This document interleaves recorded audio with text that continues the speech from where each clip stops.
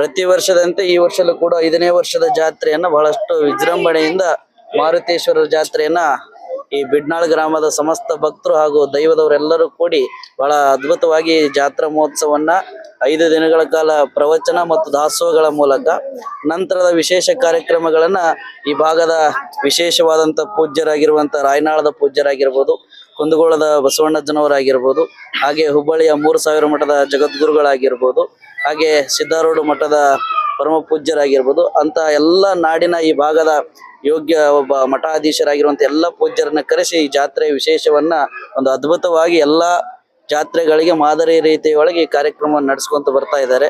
ಇದ್ರೊಳಗೆ ವಿಶೇಷ ಏನು ಅಂದ್ರೆ ಮೊದಲನೇ ಕೊನೆಯ ಕಾರ್ಯಕ್ರಮ ಅಂದ್ರೆ ತೇರು. ಆ ತೇರಿನ ಕಾರ್ಯಕ್ರಮದೊಳಗ ಮೊದಲಿಗೆ ಅದೇ ತೇರನ್ನ ಮಾರುತೇಶ್ವರನ ತೇರನ್ನ ಗಂಡು ಮಕ್ಕಳು ಜಗ್ತಾರ. ಮಾರನೇ ದಿನ ಕಡುಬಿನ ಕಾಳಗದ ದಿನ ಎಲ್ಲ ನಮ್ಮ ಈ ಭಾಗದ ತಾಯಂದ್ರ ಕಡೆಯಿಂದ ಆ ತೇರಿಗೆ ಚಾಲನೆ ಕೊಡುವಂತ ಅದ್ಭುತವಾದಂತ ವಿಶೇಷ ಜಾತ್ರೆ ಅದು ಬಿಡ್ನಾಳದ ಹನುಮಂತನ ಮಾರುತೇಶ್ವರನ ಜಾತ್ರೆ ಅಂತಕ್ಕಂಥದ್ದು ಹೇಳಕ್ ಇಷ್ಟಪಡ್ತೀನಿ.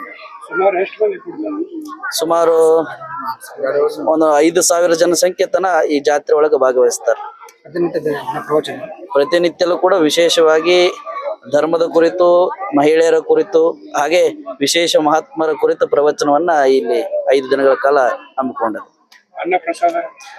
ಸುಮಾರು ದಿನಾಲು 2,000 ಜನಕ್ಕೆ ಆಗುವಷ್ಟು ದಾಸೋಹವನ್ನ ಪ್ರಸಾದವನ್ನು ಇಲ್ಲಿ ಏರ್ಪಡಿಸಿರ್ತಾರೆ. ಎಲ್ಲರೂ ಕೂಡ ಮನೆಯೊಳಗ ಅಡಿಗೆ ಮಾಡೋದಿಲ್ಲ, ರಾತ್ರಿ ಎಲ್ಲರೂ ಕೂಡ ಪ್ರವಚನವನ್ನು ಕೇಳಿ ಈ ಬಿಡ್ನಾಳದವರೆಲ್ಲರೂ ಕೂಡ ಪ್ರವಚನ ಕೇಳಿ ದಾಸೋಹವನ್ನು ಸ್ವೀಕಾರ ಮಾಡಿ ಮನೆಗೆ ಹೋಗ್ತಾರೆ. ಗೆಸ್ಟ್ಗಳಂದ್ರೆ ಸ್ವಾಮಿಗಳಷ್ಟೇ, ಯಾವುದೇ ಹೊರಗಿನ ವ್ಯಕ್ತಿಗಳು ನನಗೆ ಮಾಹಿತಿ ಇಲ್ಲ. ಆದ್ರೆ ನಮಗೆ ಗೊತ್ತಿದ್ದ ಪ್ರಕಾರ ರಾಯನಾಳದವರು, ಹಾಗೆ ಕುಂದಗೋಳದ ಪರಮ ಪೂಜ್ಯರು, ಜಗದ್ಗುರು 3000 ಮಠದ ಪರಮ ಪೂಜ್ಯರು ಹಾಗೂ ಸಿದ್ದಾರೂಢದ ಪರಮ ಪೂಜ್ಯರು ಅಂತ ಮಾಹಿತಿ ಐತಿ.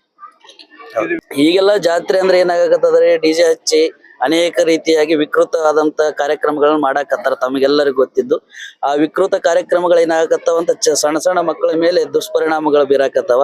ಅದಕ್ಕೆ ಇಂಥ ಒಂದು ಹುಬ್ಬಳ್ಳಿಯ ಪಟ್ಟಣದೊಳಗ ಸಮೀಪದೊಳಗೆ ಹುಬ್ಬಳ್ಳಿ ಬೇರೆಲ್ಲ ಇದು ಬೇರೆಲ್ಲ ಎಲ್ಲ ಕೂಡ ಕೂಡಿ ಐತಿ. ಆದ್ರೂ ಕೂಡ ಈ ಒಂದು ಹುಬ್ಬಳ್ಳಿ ಅಂತಕ್ಕಂಥ ಮಹಾನಗರದ ಪಕ್ಕದೊಳಗಿರುವಂತ ಈ ಬಿಡ್ನಾಳದೊಳಗ ಇನ್ನು ಮುಂದಾದ್ರೂ ಈ ಜಗತ್ತು ಬದಲಾಗಬೇಕು, ಈ ಧರ್ಮಗಳ ಕಾರ್ಯಕ್ರಮಗಳು ಯಾವ ರೀತಿ ಮಾಡಬೇಕು ಅನ್ನೋದನ್ನ ಇವರೆಲ್ಲ ಕಳೆದ ಒಂದು ವಿಕೃತ ಆದಂತ ಕಾರ್ಯಕ್ರಮಗಳನ್ನ, ಅಸಭ್ಯವಾಗಿರುವಂತ ನೃತ್ಯಗಳನ್ನ, ಹಾಡುಗಳನ್ನ ಬಿಟ್ಟು ವಿಶೇಷವಾಗಿ ಮಹಾತ್ಮರಿಂದ ಪ್ರವಚನ ಚಿಂತನೆಗಳ ಮೂಲಕ ಈ ಭಾಗದ ಮಕ್ಕಳರ ಮುಂದಿನ ಜೀವನ ಯಶಸ್ವಿ ಆಗ್ಲಿ, ಒಳ್ಳೆ ರೀತಿಯಿಂದ ಬದಲಾಗ್ಲಿ ಅನ್ನೋ ಕಾರಣಕ್ಕಾಗಿ ಈ ವಿಶೇಷವಾದ ಕಾರ್ಯಕ್ರಮಗಳನ್ನ ಸಾಂಸ್ಕೃತಿಕ ಕಾರ್ಯಕ್ರಮ ಪ್ರತಿನಿತ್ಯ ಸಣ್ಣ ಪುಟ್ಟ ಇರ್ತಾವ. ಸಂಗೀತ ಇರ್ತದ, ಭರತನಾಟ್ಯ ಇರ್ತದ, ಹಾಗೆ ವಿಶೇಷವಾದಂತ ಸಾಂಸ್ಕೃತಿಕ ಕಾರ್ಯಕ್ರಮಗಳು ನಡೀತಾವ. ನಾವು ಸರ್ಪಭೂಷಣ ಮಹಾಸ್ವಾಮಿಗಳು ಅಂತೇಳಿ ದುಮ್ಮವಾಡದ.